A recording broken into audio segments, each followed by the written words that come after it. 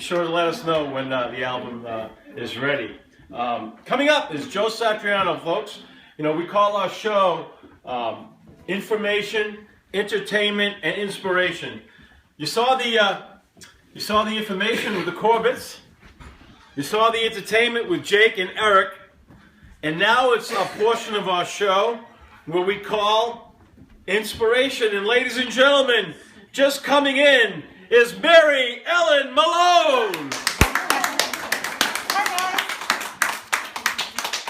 And folks, just to give you a history of, you know, we were contacted by the the Island Park Civic Group, and we got a lot of the homeowners on the show, and Newsday followed us and wrote a big story about our show.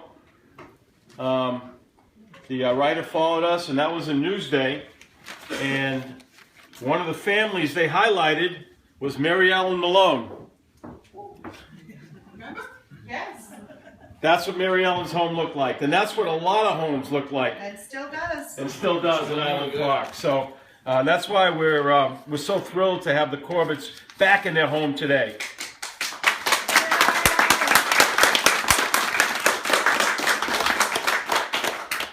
And now it's time for our inspirational segment with my good friend. Let's have a nice Long Beach Island Park welcome for Inspiration with Joe Satriano.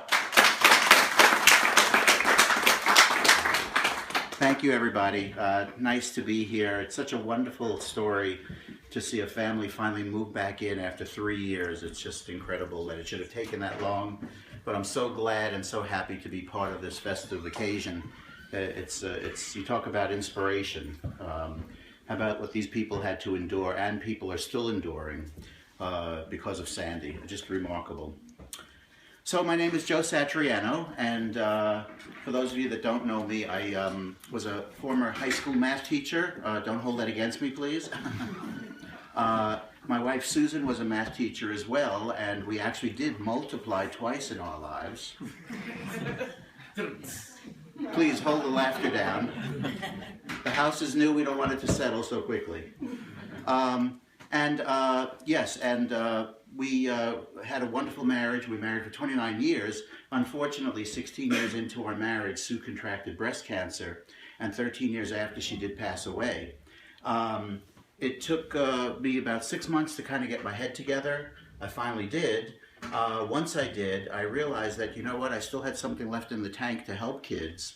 I had retired 4 years early to be with Sue because I was no longer being the fun math teacher I used to be. Two words that don't go together in the same sentence.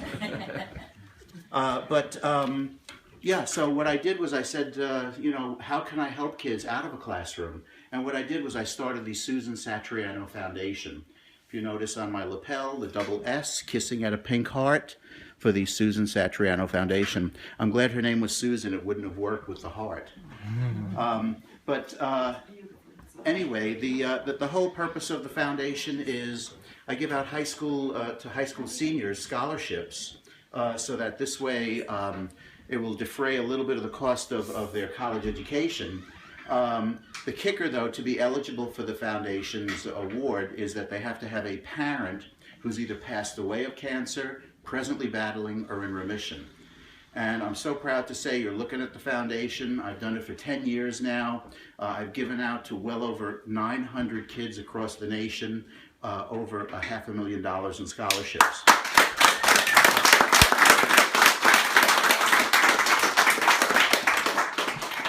One of the wonderful perks that I get is not only do I hand out the scholarships to the kids, but I also ask each school to give me 20 minutes with each child.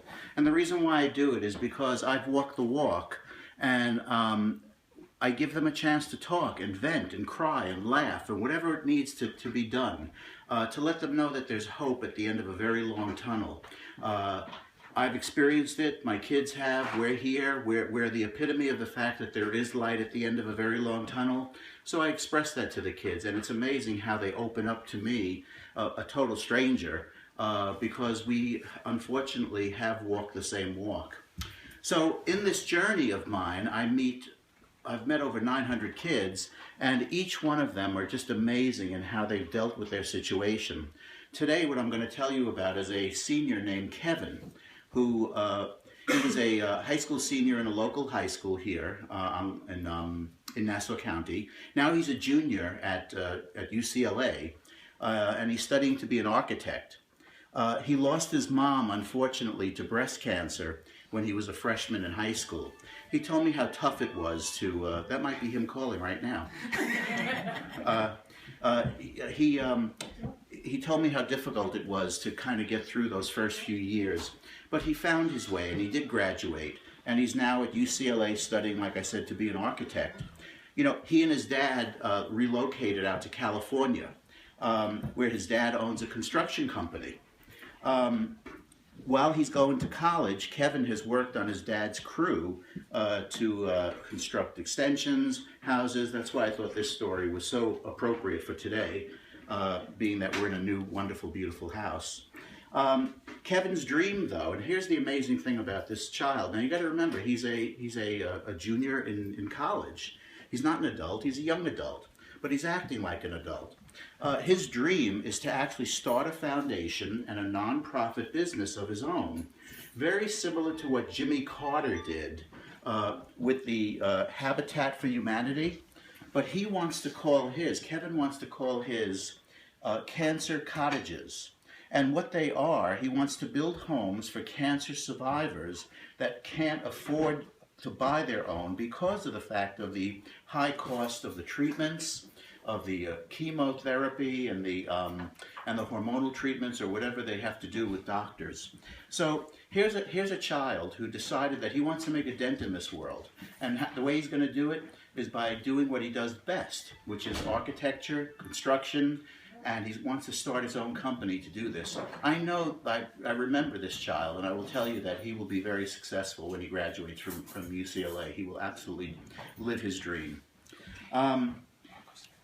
Just one other thing which I would love to tell you all is that one of the other ways that I actually helped myself to deal with Sue's loss is not only did I start the foundation, but you ready for this? Math teacher became an author. Yes, I wrote a book. It's called In Sickness and in Health, A Memoir of Love.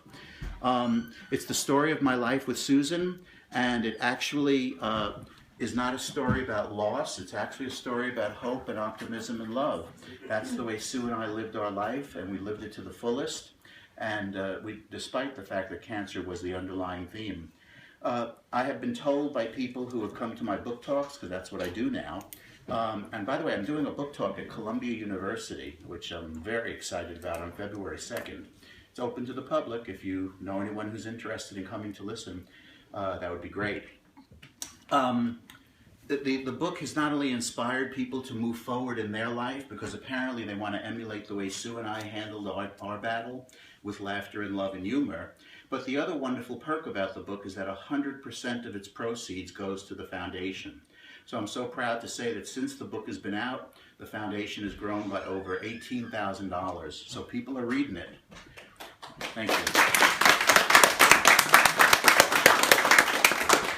And it amazes me because you got to remember, I'm a math teacher. What do I know about words? You know, I can guarantee two things about this book, though, for those of you that are new to this story. Number one, being a former high school math teacher, I could tell you that the pages are numbered consecutively.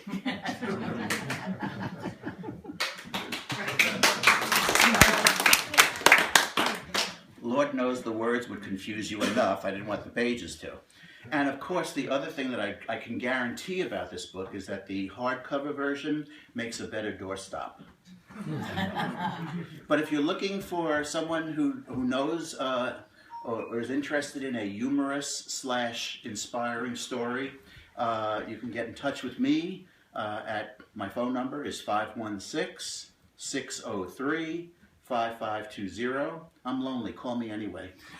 Or you can go to the website, which is www.susansatrianofoundation.com. So hopefully we'll get a lot of people to come to not only the book talk at Columbia, but also purchase the book and help the foundation out. So thank you so much, everyone, and have a wonderful, wonderful new year to everybody.